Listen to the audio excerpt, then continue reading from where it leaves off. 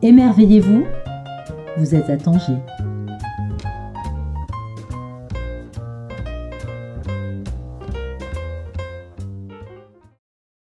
Bonjour à toutes et à tous. Aujourd'hui, notre invité arrive de Paris. Hossein Tandjaoui est né à Biskra, porte un nom qui l'affilie de facto à la ville de Tanger. Et il est un des invités de la librairie. Il est venu présenter une partie de son travail écrit.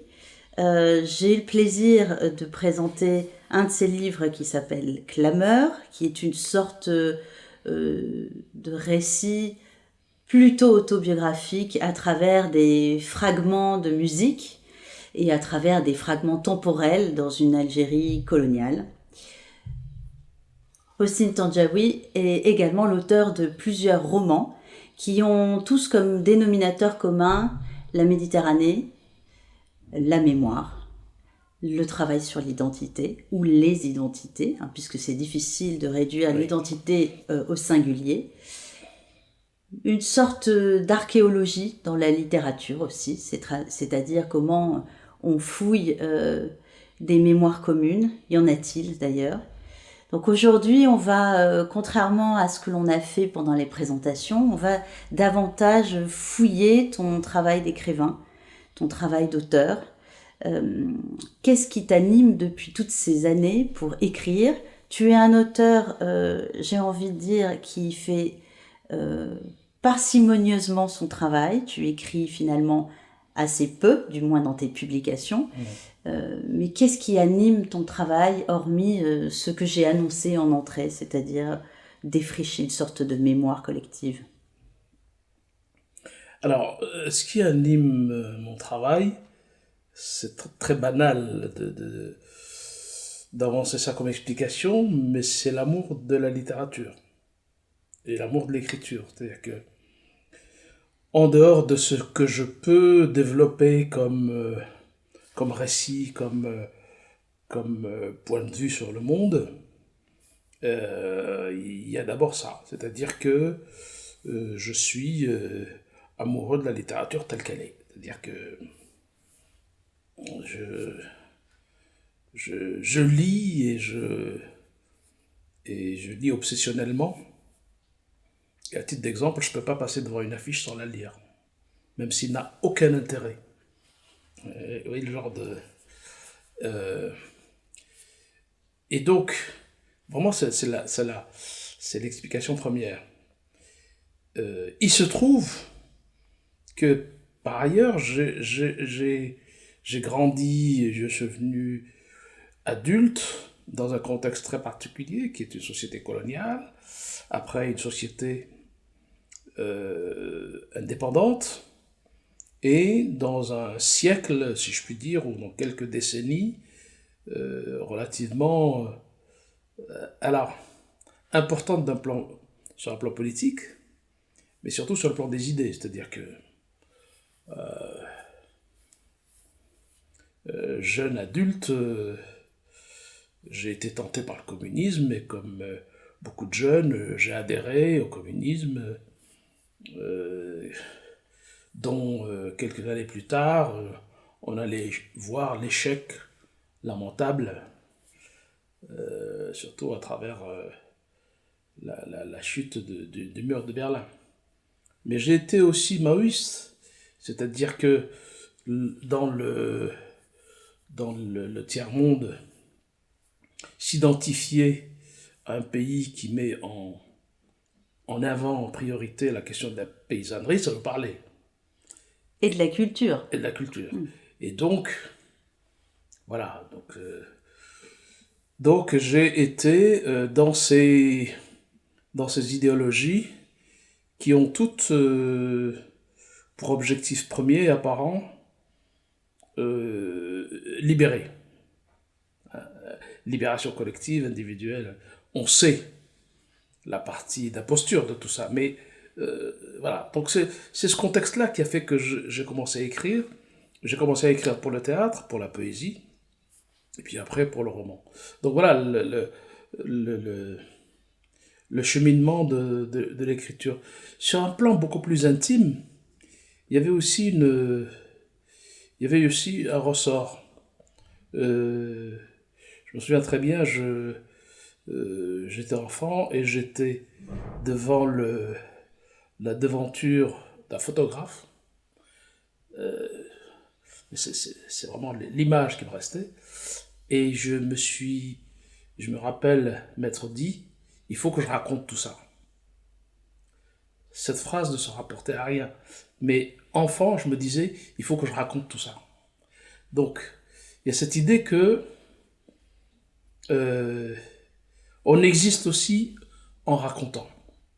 C'est-à-dire en prenant la parole et en prenant la plume ou d'autres moyens d'écriture. Voilà un peu à la fois ce qui est du strictement personnel et puis du contexte politique, quoi. Dans tes romans, il y a quelque chose que j'ai retrouvé dans Clameur, bien sûr, hein, dans ce récit, je dis récit, j'ai presque envie de dire auto-récit, alors que ça n'existe pas, mais je sais très bien à quoi je pense quand je dis ceci. Et dans tes romans, il y a cette forme de multiplicité, soit par les personnages, donc je vais essayer de les replacer, hein, c'est Une bande noire dans l'ombre, je l'ai lu il y a un moment déjà, mais donc on est avec plusieurs personnages qui ont un prisme chacun différent. Donc tu dis il faut prendre la parole ou il faut raconter, et chacun est raconté à travers un événement qui est un événement grave, hein, puisque c'est un des personnages qui s'apprête à commettre un attentat. Tout à fait. Et dans ton autre livre, ainsi que tous les hommes, la multiplicité, elle est incarnée par la multiplicité de villes. Il y a 3 villes qui viennent en scène. Ça dit quoi de ton monde personnel, de développer ces diverses voix VOX? On va beaucoup parler du son, on est en train de faire une émission radio, donc c'est nos voix qui vont rester. Oui, alors j'ai travaillé particulièrement cet aspect-là, par exemple dans Ainsi que tous les hommes, quand il a fallu que je raconte l'histoire du groupe des 7 assassinés à Skopje. Et à un moment, je me suis dit, je ne peux pas raconter leur histoire sans leur donner une biographie. Or, je dirais, du fait de ma position géographique, tout ce que vous voulez, je ne pouvais pas aller jusqu'aux archives pakistanaises pour retrouver leur histoire. Donc je leur ai donné à chacun une biographie, avec des détails par ailleurs. Jamais arbitraire. Je suis allé chercher aussi dans la littérature des éléments d'information sur des personnages qui pourraient vraisemblablement ressembler à mes victimes, Et donc, c'était un peu une façon de faire une éloge funèbre, mais à travers une représentation littéraire. Je pense que c'est ça. Ça me fait penser à ce que faisait l'Égyptien, c'est-à-dire représenter le portrait du défunt au-dessus du tombeau. Et voilà, ça c'était une façon plus que de parler d'eux, de les évoquer, de leur donner consistance. Et ça correspondait aussi au sentiment que j'ai eu quand j'ai découvert cet événement. Je me disais, je continue à me dire, c'est pas possible qu'on ait assassiné un groupe de personnes comme ça et sans que personne ne sache qui ils sont. Parce que c'est comme ça que ça s'est passé pendant des années, jusqu'à ce que le Pakistan récupère leur corps. Mais on ne savait pas qui c'était, parce qu'ils étaient clandestins, etc. Et donc, pour moi, la littérature, c'est aussi ça. C'est-à-dire le devoir d'évocation et la capacité de donner vie à des gens qui sont là, je dirais pleinement, ou à moitié, ou qui ne sont plus là. Ouais, voilà, c'est ce jeu-là de... Et par ailleurs, là, plus largement, si on prend par exemple La bande noire dans l'ombre, l'idée c'était effectivement de faire exister des personnages à travers le récit de d'autres personnages. Et c'est un livre qui repose beaucoup sur des archives, hein, y compris le procès, enfin, qui est un peu au cœur du roman. Je ne pouvais pas imaginer autrement la fonction de la littérature. Hein? On est bien là dans l'idée que nous témoignons par l'écriture de ce qui a pu se passer, de ce que les personnages ou les personnes, les vraies personnes, ont pu penser et la manière dont elles ont pu intervenir. Et moi, ça, c'est fabuleux parce que c'est une jouissance particulière. Par exemple, quand j'ai retrouvé la biographie de l'antiquaire qui est allé voler des œuvres au fin fond du pays d'Ogon, je me suis dit, c'est extraordinaire. C'est un personnage de roman. Il ne me faut pas grand-chose pour en faire des pages, parce que c'est énorme, parce que ça dit l'histoire coloniale, ça dit l'histoire de l'art, ça dit tout. Ça dit, enfin, énormément de choses. Et donc, voilà.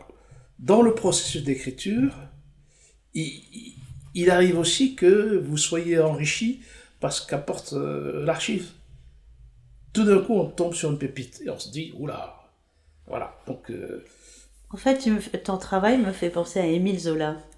Parce qu'Émile Zola créait des biographies de ses personnages, comme s'ils étaient en vie. Hein. Il les implantait dans un réel littéraire. Et il y avait cette sorte de travail d'archive. Alors, c'est la grande tradition littéraire du 19e siècle. Hein. Je pense que Balzac a aussi travaillé de cette sorte-là, mais beaucoup plus Zola. Zola est vraiment allé dans les faits divers, parfois Maupassant aussi. Voilà, j'ai tendance à croire parfois que le roman contemporain s'éloigne de ce travail d'archive, vraiment réel, c'est-à-dire d'aller fouiller. Hein, il y a un côté presque chirurgical. On ouvre une archive comme on ouvre un corps. Dans Clameur, ça apparaît aussi. Hein, donc je vais replacer Clameur. Oui. C'est un petit texte. Il y a à peu près une 60aine de pages. Oui. Donc c'est un livre d'une grande finesse, même dans son apparence, même dans sa forme. La couverture est traversée par une sorte de grand trait rouge qui annonce donc Clameur. Hein. Clameur, c'est des voix, c'est du bruit, c'est un brouhaha, ça peut être plus intime. Et là aussi, dans Clameur, le prétexte, c'est raconter une enfance, c'est comme une sorte de récit d'apprentissage à travers des bruits, des sons, l'ambiance d'une rue, avec toutes ces sortes de cabarets. Hein. Il y a quelque chose d'extrêmement théâtral dans ce texte.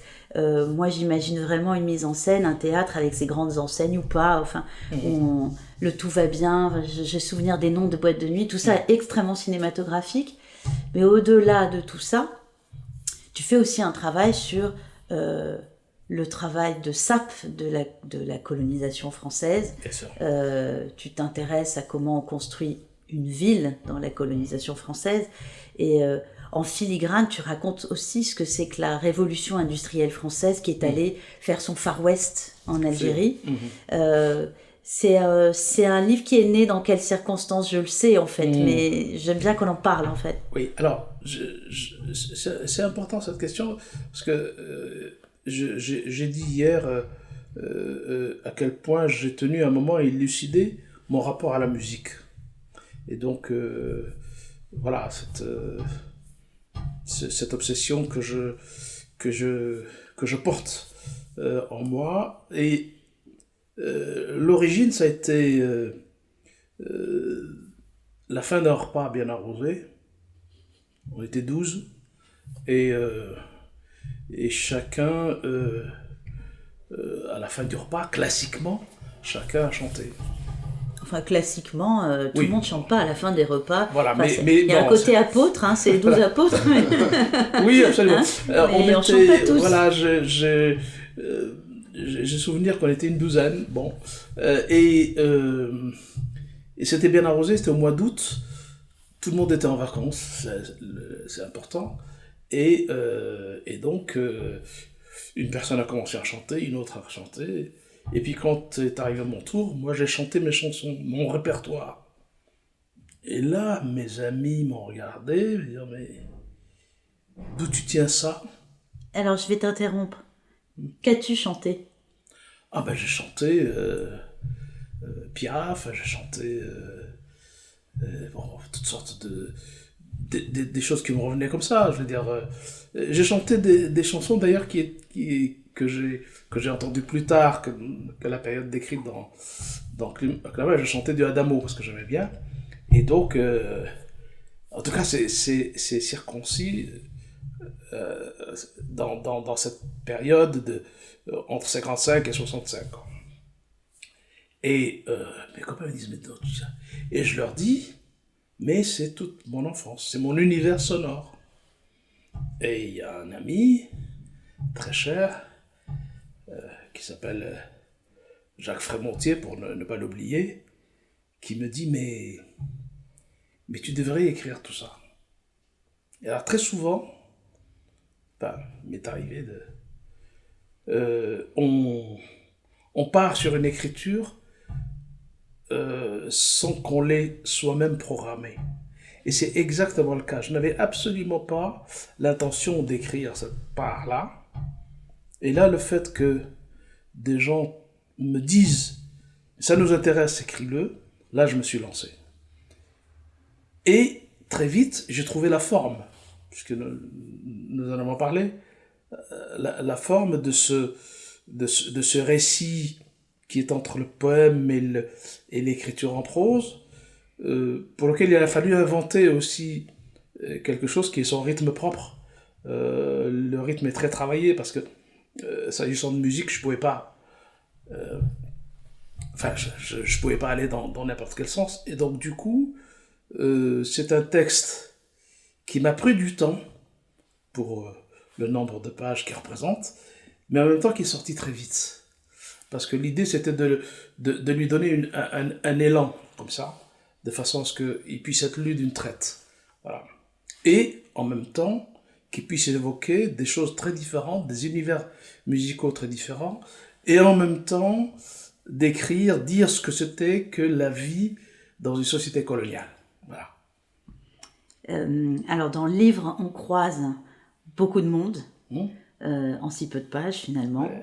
On croise Farid El-Atrache, Dalida, évidemment Piaf que tu citais, on croise John Coltrane, Pharoah Sanders. Il y a toute une inspiration sur cette musique jazz finalement. Hein, je pense que c'est presque là qu'on atteint la quintessence de ce que tu écoutes, je pense. C'est aussi un texte, moi, que j'ai lu plusieurs fois. Donc une première fois dans ma tête, c'est-à-dire dans une sorte de sonorité intérieure, mais c'est aussi un texte que j'ai aimé lire à voix haute. Oui. Et tu as parlé de la musique, pas pendant l'émission, mais avec nous, avec Franck auparavant, et tu dis que tu as un rapport, alors tu as utilisé plusieurs fois le mot obsessionnel, hein, qui est donc de l'ordre de la maladie. Et est-ce que quand tu as écrit, tu écoutais ces morceaux, par exemple, est-ce que quand tu as écrit ce texte, Clameur, tu t'es replongé dans cette ambiance musicale? Non. Voilà. Non. Justement, non. Tu t'es épuré de ça. Absolument. Là, j'ai eu à faire une plongée dans l'impact que cet univers sonore a eu sur moi. Et je ne pouvais pas en même temps écouter de la musique. Mais pour revenir à la question d'obsession, j'utilise ce terme haïtien. Je ne peux pas me réveiller sans musique. Je ne peux pas me réveiller sans radio. Donc, j'ai en permanence besoin du son. Donc, j'assume le fait de dire obsessionnel. Parce que j'ai baigné là-dedans et que, par chance, j'aime la musique, donc ça va. Et alors, j'ai envie de te poser une question pour clôturer notre session. Que ferais-tu si tu vivais avec quelqu'un qui n'aime pas du tout la musique? Ou est-ce que ça t'est arrivé finalement? Ou qui n'aime pas du tout la musique que toi tu aimes? Ça ne m'est pas arrivé. Mais si ça m'arrivait, Eh ben, je me ferai mon salon de musique, pour citer quelqu'un. Oh, c'est très Voilà. chic. Tu finirais comme Satya Absolument. Gittray, c'est ça? Voilà. Il y a un film sublime. Oui, hein. oui, absolument, Voilà, on est d'accord. le salon de musique, c'est sublime. Oui, Voilà, oui. donc tu saurais compartimenter ta passion, ton Absolument, obsession. ouais. Alors, tout à l'heure, tu citais le jazz et d'une façon générale cet impact musical, mais il ne faut pas oublier que ça a commencé avec Gershwin. C'est-à-dire que c'est Summertime qui m'a mis, qui m'a mis dans cette voie. Et donc, avec, je dirais, l'ambiguïté, les Gershwin, c'est pas des Afro-Américains. Donc voilà. Et pourquoi pas. Et pourquoi pas. Et pour moi, ça a été une porte ouverte sur la musique d'une façon générale et la musique américaine notamment. Donc, c'est pour ça que je dis que ce qui m'a sauvé, c'est d'une façon générale cet apport musical. C'est-à-dire comment, enfant, j'ai pu en faire mon miel, hein, selon l'expression, pour pouvoir avancer, réfléchir, pouvoir aussi analyser ce qu'il y avait autour de moi. Et donc, voilà. Je pense que certaines personnes trouveraient excessif de dire qu'on a été sauvé par la musique, mais je l'assume, je le dis. Je pense vraiment avoir été sauvé par ça, tout ça. On va s'arrêter sur cette très belle phrase. Merci. Merci à toi, Hossein. Merci Hossein infiniment. Tandjaoui. Merci. À Tanger, comme je dis. À Tanger. Merci beaucoup.